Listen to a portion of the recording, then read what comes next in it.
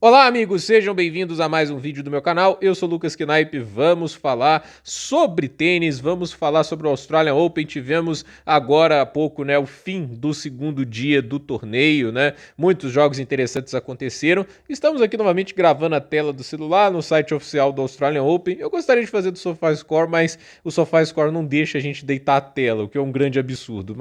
E o aplicativo deu uma piorada muito grande com os anúncios, esse tipo de coisa, então atrapalha bastante a ideia de fazer o vídeo nesse formato. Quando eu tiver meu computador consertado, quem sabe a gente volte para aquele modelo, eu tô com a webcam, a gente comenta aqui, etc. Mas enquanto isso, a gente vai nesse modelo aqui. Eu peço que vocês deixem seu like, se inscrevam no canal, compartilhem este vídeo e vamos para os resultados deste segundo dia, Os jogos que aconteceram na Rod Laver, A gente teve o Alex de Minaur, vencendo o Mackenzie McDonald com extrema facilidade, Esse jogo aí foi muito tranquilo, 6-2, 6-2, 6-3. O segundo set quase um pneu. O de Minaur ainda continua com aquele problema de não ter um primeiro serviço, tipo assim, muito confiável na presença em quadra. Apenas 52% de primeiro saque em quadra. Quando entrou, 85% dos pontos de primeiro saque e 66% de segundo, O McDonald no fundo de quadra até que tentou os seus golpes. Ele é um cara que tem uma mecânica bem fluida de golpes, A bola sai da raquete dele de uma maneira bonita, mas já tem tempos que ele não tá jogando muito bem, E aí, 6-2, 6-2, 6-3, só ganhou 58% dos pontos com o seu primeiro saque, 44% com o segundo. Teve 11 breakpoints contra e só salvou 5. Então, domínio completo de Alex de Minaur, E o Novak Djokovic, a gente viu o jogo agora há pouco, venceu o Pedro Martínez com enorme tranquilidade, 6-3, 6-2, 6-2. Djokovic teve 14 aces, 77% de primeiro saque em quadra, 93% dos pontos com o primeiro saque, 85% com o segundo e não encarou nenhum breakpoint. O Martínez só teve 60% dos pontos com o primeiro saque e 36% com o segundo. Foram 98 pontos para o Djokovic e 57 para o Pedro Martínez, ou seja, domínio absoluto do tenista sérvio. Esses foram os dois jogos que aconteceram na quadra central Rod Laver, Na Margaret Court, que é a quadra secundária, a gente teve Daniil Medvedev e Jesper de Jong, esse jogo que chegamos a comentar aqui num vídeo específico do canal.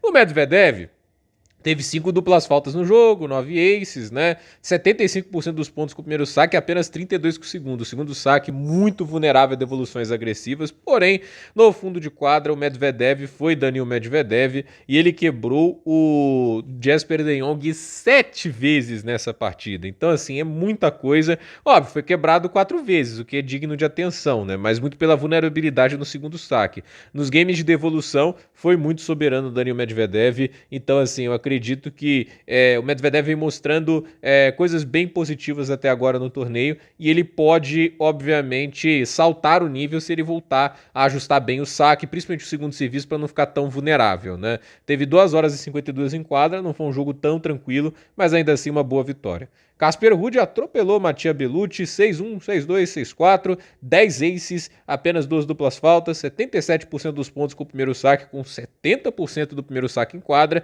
e 65% dos pontos com o segundo. Só teve um breakpoint ponta e salvou. Teve 14 breakpoints a seu favor e converteu 5, então uma vitória tranquila. Mattia Bellucci realmente assim não tem os recursos necessários para lidar com o Ruud num bom dia, Então, esses foram os jogos que aconteceram no masculino na Margaret Court, Na John Cain Arena, a gente teve o Nuno Borges, que venceu o Aliassime, que acabou saindo por lesão, O jogo começou até com o Aliassime jogando melhor, mas foi piorando, ele sentiu um problema na perna e o Nuno Borges foi se aproveitando, espertamente foi mexendo mais a bola, foi colocando o jogo mais à maneira dele e conseguiu essa vitória até que, assim, pelas circunstâncias, etc, é sempre aquele negócio, ninguém quer ganhar com o adversário desistindo, Não que o cara também não vai ficar feliz em avançar, mas fato é que, assim, se aproveitou das circunstâncias bem e conseguiu uma boa vitória. Agora, o prêmio pipoca do dia vai para ele, O favorito aqui do canal, Alexei Poprin, porque ele teve o jogo na mão várias vezes. Detalhe, ele fez 40 aces na partida e nenhuma dupla falta. Aí você pensa, que isso, Como o cara consegue fazer 40 aces numa dupla falta e ainda perder o jogo, Ainda ser quebrado 3 vezes,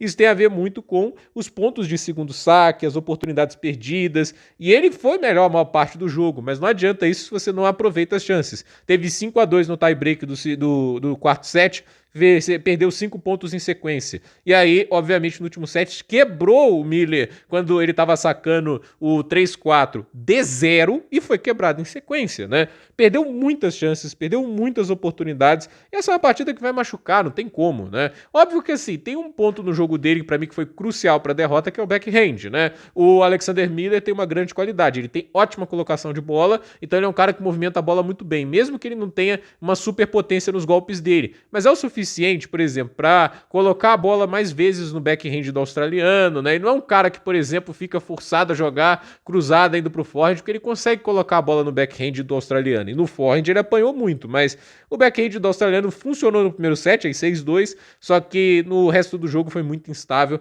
mas não é desculpa, né? Teve a chance para sacar pro jogo, teve 2 saques no quarto set para fechar o tie-break, e de novo, 40 aces, né? Um dos números mais altos da temporada. Não é para perder um jogo desses, né? Jogou uma grande oportunidade no lixo aí o Alexei Popyrin, e esse é um jogo que machuca bastante, né?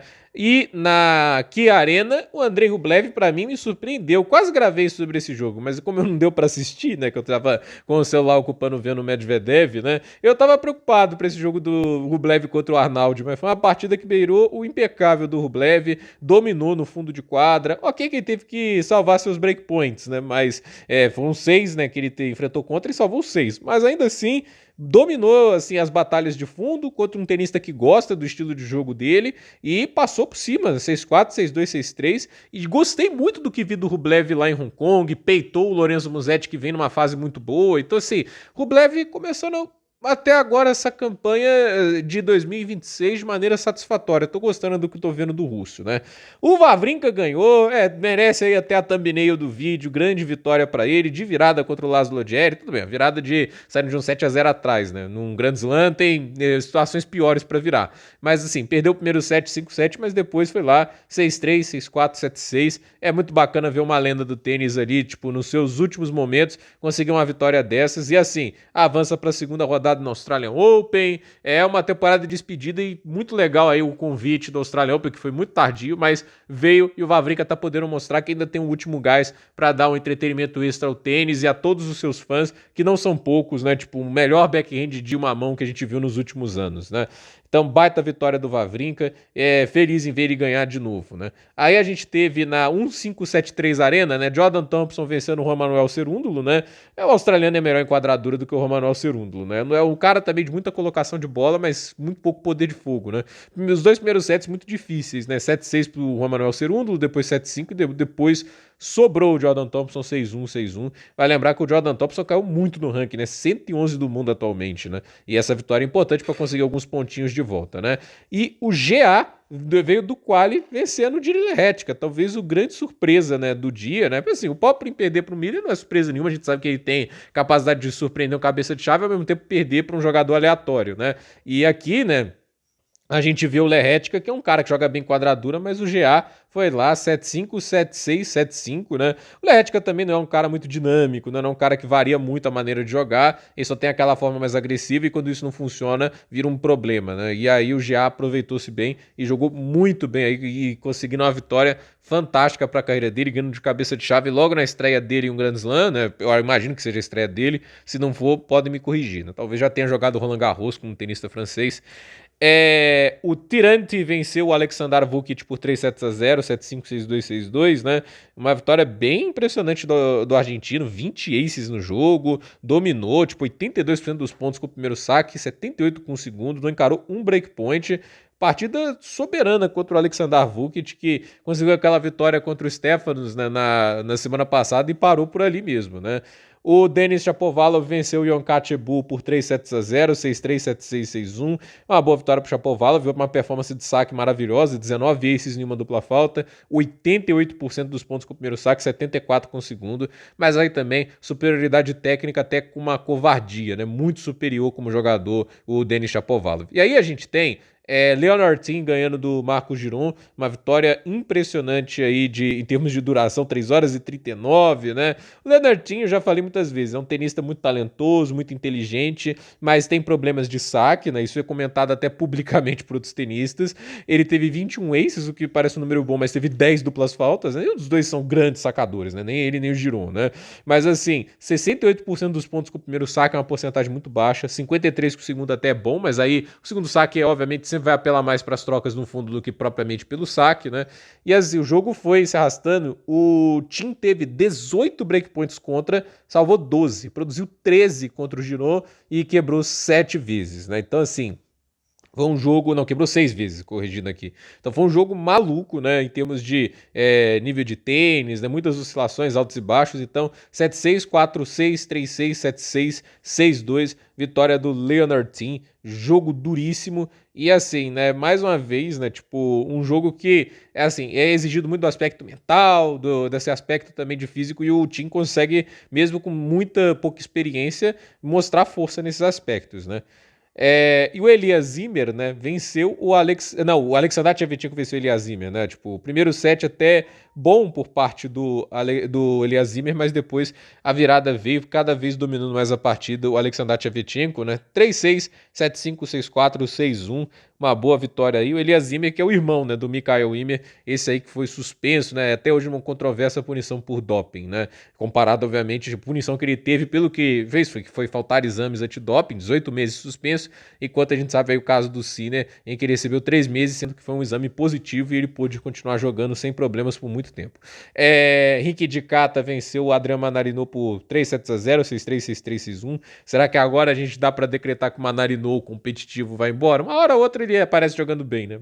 E no ano passado foi em Cincinnati, que fez um grande torneio, mas essa derrota pro Dicata é feia, né? Tipo, não é o tenista que você imagina que vai jogar contra o Manarino e sobrar, né? Tipo assim, né? É uma vitória realmente que mostra que o nível dele deu uma queda bem considerável. Já é um tenista que já está se aproximando até mesmo dos 40 anos de idade, né? Eu imagino. O Medjedovic venceu, né? O Mariano Navone. Navone não é um tenista de saibro, né? De quadradura. De saibro ele é, né? Mas é aquele negócio. É um tenista bom, o Navone? Mas falta recurso, né, para jogar em quadradura. Não, ele até tenta, ele até se esforça, mas assim, o primeiro saque dele teve 55% dos pontos, o segundo 61, entende? É bizarro isso, né? Então, assim, o Medjedovic, ele acaba sobrando em termos de qualidade para quadradura, né? O jogo dele é muito mais impactante nessa superfície. Então, uma vitória aí, 6-2, 6-7, 6-4, 6-2 para o Radar Medjedovic, né?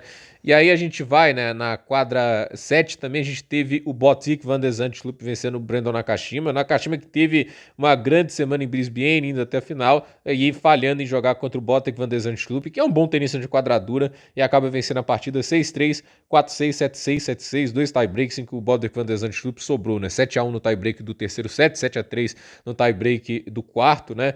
Foram 15 aces pro Botic van de Zandschulp, mais 7 duplas faltas, né? Isso é um detalhe para ser considerado, né? Mas, assim, só produziu 3 breakpoints na partida e quebrou 2 vezes, o que mostra que o Nakashima não foi aquele cara clutch, né? Para segurar nos momentos de tensão. E o Zhu Shengshang ganhando do Bautista Agut por 3-7-1, 6-4, 6-7, 6-4, 6-0. Bautista Agut também é outro tenista que fisicamente já tá começando a sofrer bastante, né? Esse jogo aqui me chamou a atenção, né? O Marin Cilic 6-0, 6-0 e 7-6. Esse placar é maravilhoso, né? Não tem outra palavra para definir senão isso, né? Mas o Marin Cilic Prime nos 2 primeiros sets, né? 20 aces pro Cilic no jogo, 88% dos pontos com o primeiro saque. Esse aí, quando tá num dia bom, ninguém tem paz, né? Saca muito e tem ótimos recursos no fundo de quadra, tanto backhand e forehand. A gente já viu o melhor dia do Cilic contra o Federer no US Open em 2014, uma das atuações mais assustadoras que eu já vi, mas essa é a combinação de um cara que sabe fazer de tudo, assim, dentro de ter quadra, né? Sabe devolver, sabe bater movimento, sabe sacar, faz isso tudo muito bem, mas ele não é um cara que concilia isso o tempo todo, né? Por que o Marin Cilic não é um cara que se estabeleceu no top 10, igual, por exemplo, o Berdych conseguiu? Porque o Cilic é muito instável e a maneira dele jogar é muito arriscada, então tá muito no linear de uma partida dominante e uma partida muito errática. O Fabian Marojan ganhou do Rinderknecht, 6-3, 6-4, 6-7, 6-4. Rinderknecht que vai ter muitas campanhas como cabeça de chave por causa da final que ele teve no Masters 1000 de Xangai, mas assim, né, o estilo de jogo dele, né, ele cobra o preço em alguns momentos, né, às vezes vai muito errático e aí o Marojan acabou vencendo ele. É uma derrota bem dura para o Arthur Rinderknecht, né? E a gente teve o Matt Kratz, né, vencendo o Jacob Furley, 7-6, 7-5, 3-6, 7-6. Matt Kratz, que também teve boa semana em Brisbane e agora vencendo o britânico numa boa atuação, jogo duro, né? 3 horas e 26, mas a vitória veio pro polonês. Tommy Paul venceu o Alexander Kovacevic, 6-4, 6-3, 6-3. Esse é um tenista que, quando está calibrado em quadradura, também muito chato de enfrentar, muito completo. O Alejandro Davidovich Fokina venceu o Misolic com enorme tranquilidade, 6-2, 6-3, 6-3. Boa vitória para o tenista espanhol, né, que também está buscando uma boa campanha. E ele, vale lembrar, conseguiu grandes vitórias ano passado contra o Aliassime e contra o Menzik de virada, né, nos grandes lances. E acabou ficando sem gás, acho que na hora de enfrentar o próprio Tommy Paul, se não me falha a memória, né. E a gente teve o Vacherot ganhando do Matthew Dunn, 6-4, 6-4, 6-4. O Valentim Vacherot tá aproveitando aí os momentos como cabeça de chave para conseguir algumas vitórias, somar pontos. Vamos ver se ele consegue se estabelecer, mas uma boa vitória por parte do Valentim Vacherot.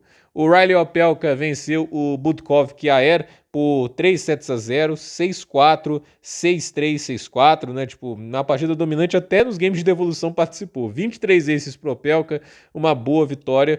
E eu queria ver o Terence Satsman jogando contra o Djokovic, mas esse também é aquele negócio, né? Foi aquela Coca-Cola de 3 litros, né? Naquele jogo naquele torneio de Cincinnati. Não apareceu mais depois daquilo, né? Vitória do Maestrelli, que veio do quali, 6-4, 3-6, 6-7, 6-1, 6-1. Detalhe aí para esses sets aí do quarto e do quinto, né? Fisicamente, o Schwartzman morreu, né? Assim, é realmente uma derrota muito dura aí pro tenista francês, que talvez tivesse boas expectativas e a chance de enfrentar o Djokovic, que não é pouca coisa em um Grand Slam. Quentin Halys ganhou do Tabilo com enorme tranquilidade, 6-2, 6-2, 7-6. Se não me engano, oponente de Daniil Medvedev, né? O Quentin Halys, né? Tipo, e o Tabilo também, outro que morreu tenisticamente depois daquele momento fantástico que ele chegou a viver em 2024. É impressionante, chegou a top 20, parecia estar jogando um grande momento, conseguiu vitórias contra o Djokovic e olha quanto que ele caiu de nível, né? E o Jaume Munar, né, conseguiu uma vitória contra o Svirkina que foi duríssima, inclusive o quarto set tava sacando 5-2 o Svirkina, e outro que também pipocou feio, né? Perdeu todos aqueles games em sequência e o Munar conseguiu a vitória em 4 horas e 27, 3-6, 6-2, 6-7, 7-5, 6-3, né? Então, esses são os jogos que aconteceram, né, nesse dia, né, do segundo dia do Australian Open. E o que a gente tem para amanhã, encerrando, né, podemos dizer, esta primeira rodada do Australian Open. Lorenzo Sonego contra o Taberner, o Christian Garin contra o Darderi, Lorenzo Musetti contra o Colinon, o João Fonseca vai jogar contra o Elliot Spizzirri. Detalhe, o João Fonseca, se não me engano, o segundo jogo da quadra 2. Então, assim, quando acabar o primeiro jogo da quadra 2, a gente tem João Fonseca e Spizzirri, Karen Khachanov contra Alex Mikkelsen, Ethan Quinn contra Talon Griekspoor, Christopher O'Connell contra o Basavariri, Jacob Menzik contra Pablo Carreño Busta, Giovanni Pichi-Perricard contra Sebastian Baez, o Hubert Hurkacz vai jogar contra o Zizo Bergs, o Sweeney vai enfrentar o Gael Monfils, Luca Nardi vai enfrentar Ibin Wu, Ben Shelton enfrenta o Humbert, um dos jogos dessa primeira rodada, assim, aqueles jogos blockbusters. James Duckworth enfrenta o Prismic, Sakamoto vai enfrentar o Jodar, Dimitrov vai enfrentar o Thomas Mahat, também outro grande jogo de primeira rodada. O Kopriva vai enfrentar o Jan Struff. Aí a gente vai ter Valentin Royer contra Taylor Fritz. Hugo Gaston enfrenta Yannick Sinner. E no horário nobre, na Margaret Court, vai ter Mochizuki e Tsitsipas. O Tsitsipas ainda tem um fã-clube muito grande dentro do Australian Open, porque, vamos falar a verdade, tinha jogos aí como, por exemplo, o Shelton e o Humbert merecia muito mais uma quadra secundária do que esse jogo, pelo amor de Deus, né? Tipo, eu realmente não entendo, porque esse tipo de jogo como o do Shelton e do Humbert, até checar aqui a quadra que eles vão jogar, eles vão jogar na Rod Laver também. Eu também esqueci esse detalhe. Vai ser o segundo jogo da Rod Laver. De qualquer jeito, gente, por esse vídeo é isso. Dúvida nos comentários, deixe seu like, se inscreva no canal. Mas tem o que eu quero dizer, né? Um jogo que merecia, tipo assim, encerrar, né? Se não for esse, né? Tem o Grigor Dimitrov e o Thomas Mahat. Esse jogo vai ser na Kia Arena. Esse podia estar, por exemplo, numa quadra central mais que Tsitsipas e Mochizuki, né? Convenhamos. Então, gente, por esse vídeo é isso. Dúvida nos comentários, deixe seu like, se inscreva no canal, compartilhe esse vídeo e até a próxima, pessoal.